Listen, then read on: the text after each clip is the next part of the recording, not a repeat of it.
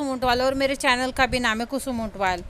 मेरी इस कहानी में श्री छत्रपति महाराज की कहानी और अभी उनके ही साथ संभाजी महाराज की वीरता की कहानी और उनके साथियों की वीरता की कहानी सुनाती हूँ। तो मेरा वीडियो अगर पसंद आ जाए तो लाइक, शेयर, कमेंट, सब्सक्राइब ज़रूर कीजिए और बेल आइकन को भी दबाइए। मुकर्रब खान बादशाह से बोला, जिस संभाजी ने आपकी रातों की नींद उड़ा दी है उसका इंतज़ाम मैं करता हूँ।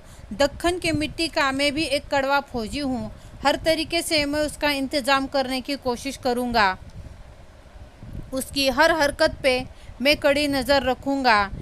एक राज की बात मैं आपको बताता हूँ, जहाँ अपनी मिट्टी के लिए और वतन के लिए मर्द मराठे मरने के लिए तैयार होते हैं, वैसे ही कुछ लालची बेईमान अपने वतन से देशद्रोही भी करते हैं।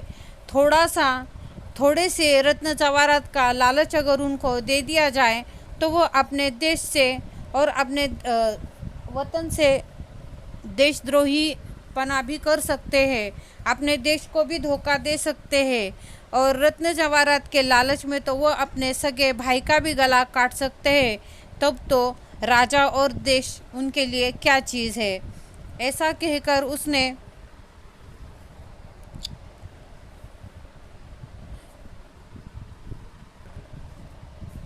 अपने देश से देशद्रोही करने वाले मराठों के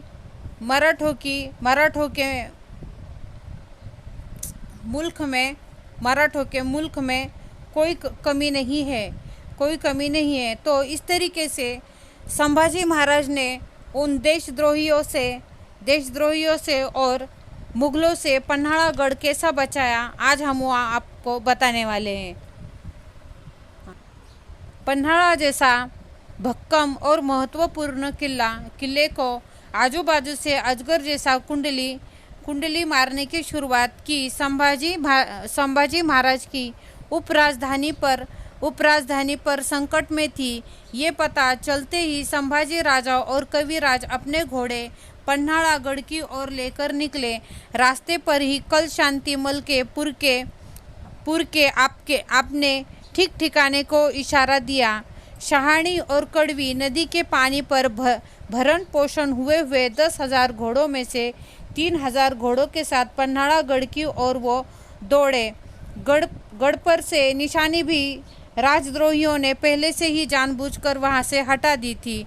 आधा किला मुगलों के कब्जे में चला गया था। तभी मसाई के पठारी भाग में से पश्चिम की तरफ से संभाजी राजा किले में घुसे और कविराज दोनों रण में कूद पड़े। किला चढ़कर आने वाले मुगल फौजों को काट दिया, मार दिया।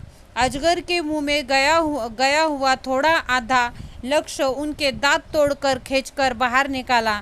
तभी गढ़ फिर से अपने कब्जे में आया।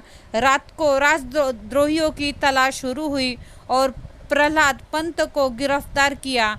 राजद्रोही ऐसाजी और सिदोजी फरजत को इनको पहाड़ से नीचे फेंकने की सजा दी।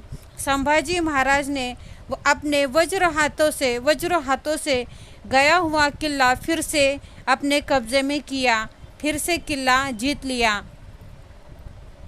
कवि कलश बोले, राजन आपने थोड़े में से बचा लिया, भूख प्यास की भी आपने परवाह नहीं की।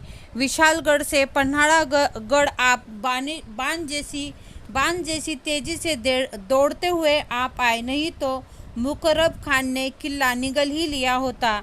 कविराज बोले, हमें पन्हाड़ा किले की जीतने की कोई खुशी नहीं है, पर हमें इस बात का पछतावा है कि हमारे हाथ से देशद्रोही भाग गया है, छूट गया है।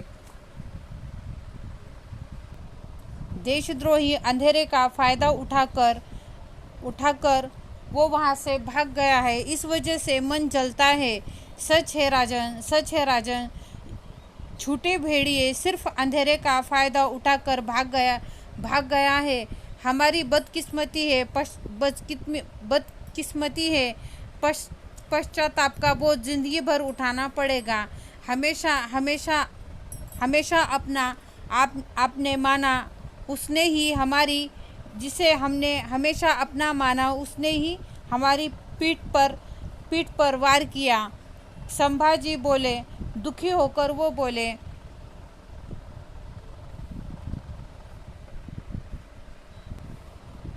पिछली बार तो मिला था तब हमारे सामने जहर उगल रहा था, तब येसुबाई से ये सहन नहीं हो रहा था, सहन किया नहीं जा रहा था, तो उसने उसे खत्म करने के लिए मयान में से तलवार ही निकाल ली थी। पर हमने उस वक्त उसे जीवन दान दिया था और आज वो ही हमारी जान लेना चाहता था।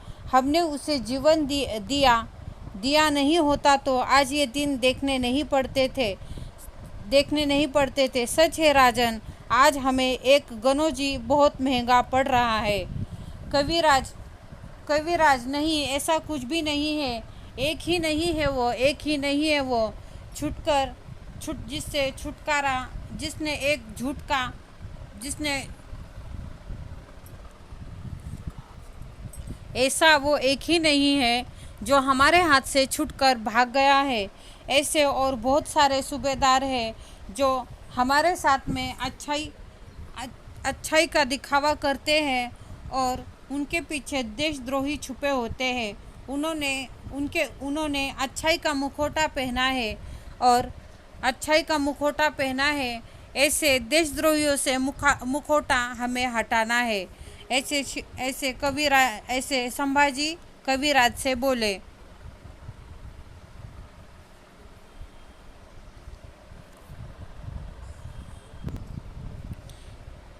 मुखौटे के पीछे छुपे हुए अनेक वतनदार हमारे खिलाफ एक हुए हैं।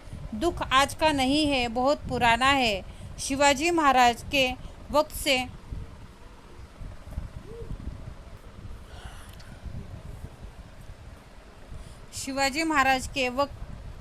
वक्त से है ये लोग।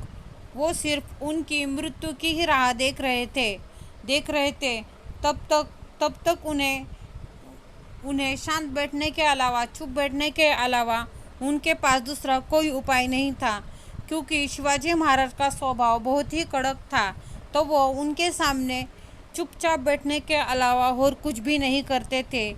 इसलिए कई बार उन्होंने हमें भी नशे का आदी, पागल, लहरी आदमी, पागल साबित करने की कोशिश की और हमारी जान लेने की भी कोशिश कर चुके थे।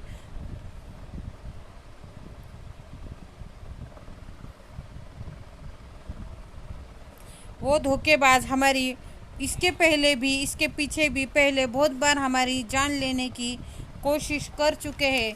पहले भी 3 बार वो हमारी जान लेने की कोशिश कर चुके हैं, पर वो सफल ना हो सके।